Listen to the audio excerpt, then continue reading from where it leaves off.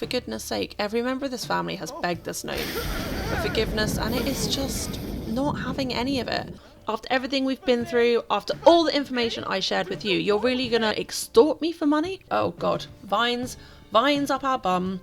Run from the toilet of possession. Hello from the void, it's Rose. Welcome back to my channel and to the apocalypse. Today on the Poison Garden Challenge, we are going to be picking straight up after the fire that our poo bucket toilet started, setting our child on fire. So we're going to see what the damage is, deal with that. And then I think now that the kids are kind of taking care of themselves, it might be time for Eden to pick back up with the Strangerville mystery and see if we can't get any more answers. Let's go do it. The fire has caused us a slight problem. Because we didn't do the Wednesday selling day this week and it is not a Saturday, we are very low on money. We need to keep some for feeding the animals, but we can't afford to replace our shower, which is kind of ridiculous when you consider it's a tarp with a bucket. So I am going to try this new item that came with the Filthy Fabulous kit, which is like a little squeegee thing that you can use to undo burn damage. I'm not quite sure how it works. Yeah, we can't afford the shower, but if we click on, okay, repair burnt state. Oh, that's so cool. For the mere price of a simoleon. Oh, we've got to finish making our jam first. Yes, please. I believe this is raspberry, which takes it down to only 5 more canning recipes to complete. Thank you. Please don't burn your hand. She always burns her hand. Get it done. And then we will go see how this little squeegee thing works. I won't use it on all burnt items because I feel like if the stove catches fire and takes out the counter or anything, it's completely legit that we wouldn't be able to just quickly replace this. But given the shower was leaking and would have been way too wet to even catch fire and it's just made of a tarp, I think it's completely fine to use that to make it better. Kiri is feeling super tense, which is fair. She was on fire.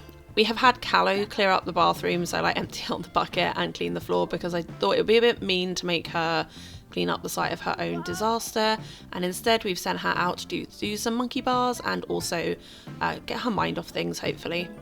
While the kids are distracted with motor skill, I have got Eden working on those last 2 little recordings that we have got from our bugs. We are listening in on Jameson. Jameson, we're listening to ya. I'm hoping that these will provide the last 2 bits we need to make our secret dossier Callow. I think Callow is glitched. He seems to be stuck in a mud puddle. Buddy, shall we give you a little reset? Because I would quite like you to do what I tell you and not just stand there jiggling. Okay, cool. He is fixed with his little froggy backpack. Kiri's shaking terror the tickens. I can't talk today for some reason.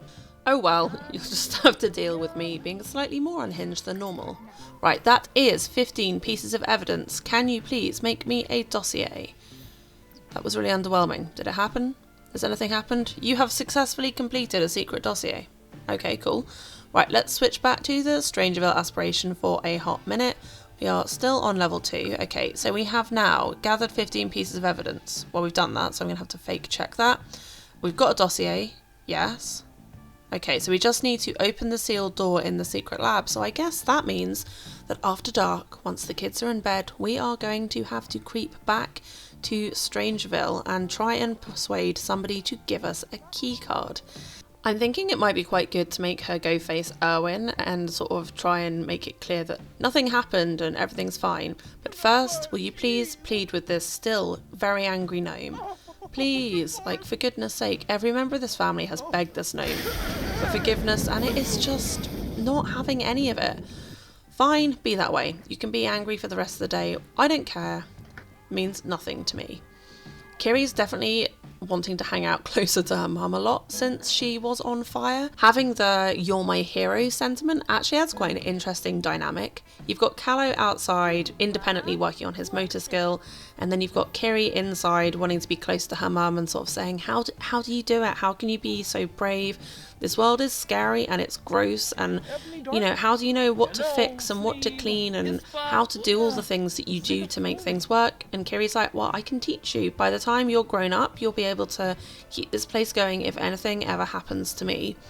Whereas I feel like Callow is more on the side of starting to think, well, why is this how we have to live? Why do we have to stay in here? There must be more outside this fence. Why can't I go outside of the fence?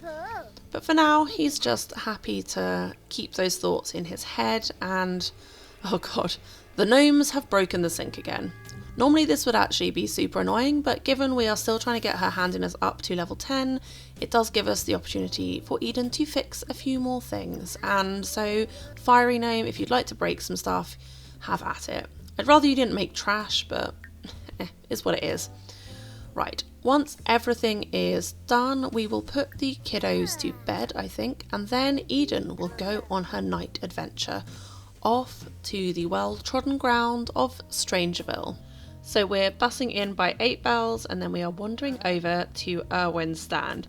She really needs to pee, but I'm going to pretend she's nervous about seeing him and worried that she's somehow going to give away that in the years since they last hung out, she had his twins. He does have a key card. He says if we can give him a dossier, he will give us the key card. Okay, well, we have a dossier. Can we have the key card? It's $250. Are you serious? You've had a key card this whole time and now you want $250? Well, we don't have that. I'm going to have Eden yell at him. I feel like she'd be like, are you serious? After everything we've been through, after all the information I shared with you, you're really going to like hold on to a key card that I clearly deserve to have, and you're going to extort me for money? So I've actually cheated, given her enough money to have it that will instantly be wiped out when we get it, and I'm going to pretend that she like basically bullied Erwin into giving her the key card for like what used to be between them. So we now have a secret lab key card, and Erwin, you are rude, we are cross with you, and we are not taking you with us to go and see what is in the lab, other than the really, really annoying thwomp thwomp noise. I'm going to let Eden have a sneaky lab wee, probably a bit cheaty, but you know what, we're here, there's a toilet, it's probably not going to catch fire. Oh, there's actually stuff here we could repair, that would be useful, wouldn't it? But no, we probably shouldn't. Oh god, vines up our bum, run from the toilet of possession. Right, here's the moment of truth, and it works. I mean, definitely we should be concerned about those spores coming out, but we have completed the next level, and for level 3 we need to collect 15 spore clusters, so we need to get a spore thingy, we need to assemble a hazmat suit, and then ultimately traverse to the deepest part of the secret lab. Well, please don't go through the corridor of death or whatever they said it was called just now. That looks like it will probably get you possessed, and I don't have time for that right now. I'm serious, Eden, where are you going? You better not be going in the toxic hallway. No, stop. Okay, she's stopped, thank goodness. I really thought she was going to go wandering in there without the relevant equipment. But no, she has listened to me, and we have looped back to the 8 bells where we are going to try and get the spore device that we need to ask somebody about. Apparently everyone is leaving. That actually works out really well for us. We don't really want an audience for this. So we are going to target one of the military personnel, and we're going to tell them what we've seen, what we've found out.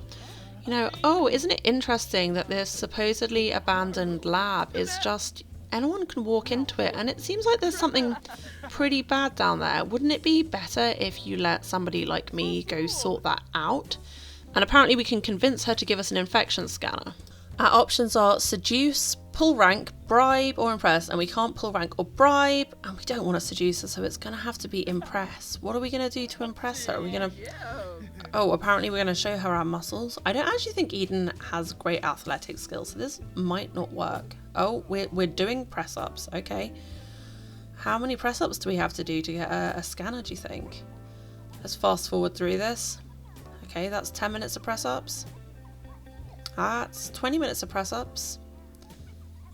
So many press-ups, good lord. I mean, to be fair, I'm kind of impressed. I can do no press-ups at all, and apparently Eden can do press-ups for half an hour. Come on. Surely that's enough. Surely that's enough.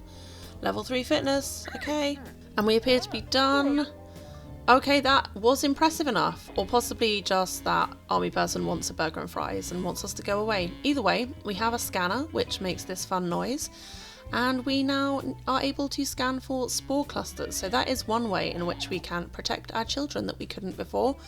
On which note, let us send Eden home and think about what to do next. Off you go, girlie.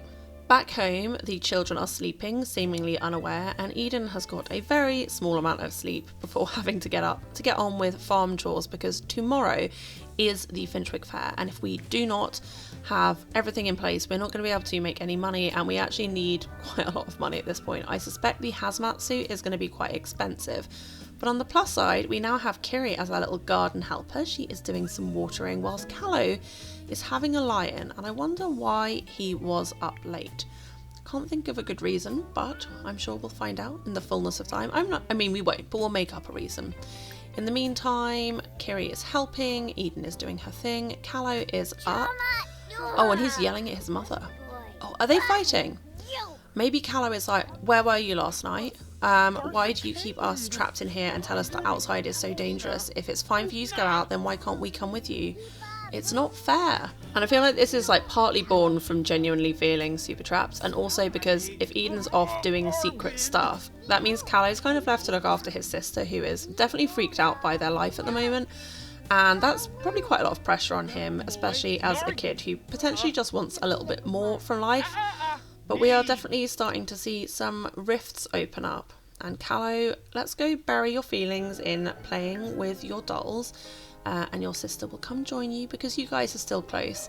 But I definitely feel like we'll explore the potential rift between Eden and Callow in the next episode, because ultimately Eden has got to know that she can't keep them safe and locked away forever. At some point she's going to have to show them how bad the world is outside, but how can she do that? When is it safe to do that? When are they strong enough? And especially with her kids being so different, let me know in the comments if you have any ideas. I'm thinking about maybe sending them on like a survivalist trip to Granite Falls at some point, but that'll probably be after we're done with Strangerville, if we get done with Strangerville. But for now, I think we'll leave that episode there, and I'll see you in the next one. Thanks so much for watching. Bye!